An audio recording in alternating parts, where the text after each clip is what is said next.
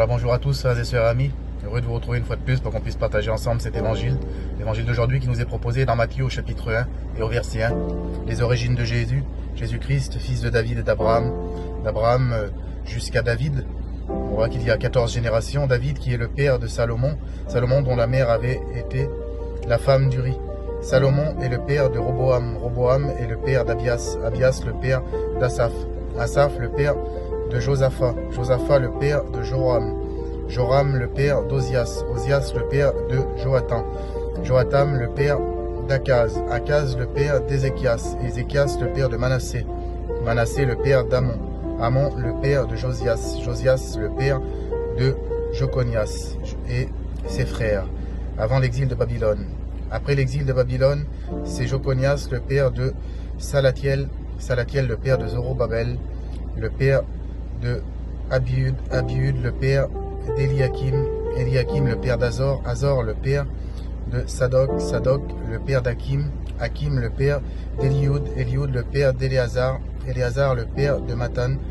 Matan le père de Jacob. Jacob le père de Joseph, l'époux de Marie. Et c'est d'elle qu'est né Jésus qu'on appelle Christ. Donc au total, cela fait 14 générations d'Abraham à David, jusqu'à 14 générations de David jusqu'à l'exil de Babylone, et 14 générations depuis l'exil de Babylone jusqu'au Christ. On voit, frères et sœurs, pendant cet évangile, comment Jésus était attendu depuis de nombreuses générations, comment aussi nous, aujourd'hui, nous devons accueillir le Christ. Nous devons accueillir le Christ en ce temps de l'Avent, il est bientôt Noël. Nous devons accueillir la lumière qui est venue dans le monde. Le Christ nous rappelle qu'il est la lumière du monde et que celui qui le suit ne marchera pas dans les ténèbres. On voit aussi par le prophète Isaïe, dans le chapitre 9 et au verset 5, « Oui, un enfant nous est né, un fils nous a été donné. L'insigne du pouvoir est placé sous son épaule et lui donne ce nom, conseiller merveilleux, Dieu fort, Père éternel, le prince de la paix. » Voilà aussi, frères et sœurs, nous, comment nous devons accueillir la lumière qui est venue dans le monde, lui qui a tout donné, lui qui est venu dans le monde pour que par lui nous puissions être sauvés. Et bien, nous aussi, dans ce temps de l'Avent, préparons nos cœurs à accueillir le Christ Jésus dans nos vies, lui qui va arriver bientôt le 24 décembre pour Noël.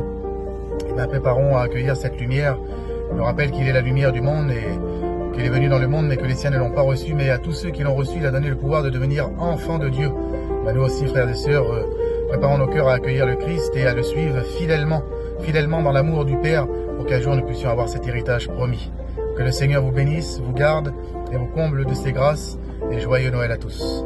Que Dieu vous bénisse. Amen.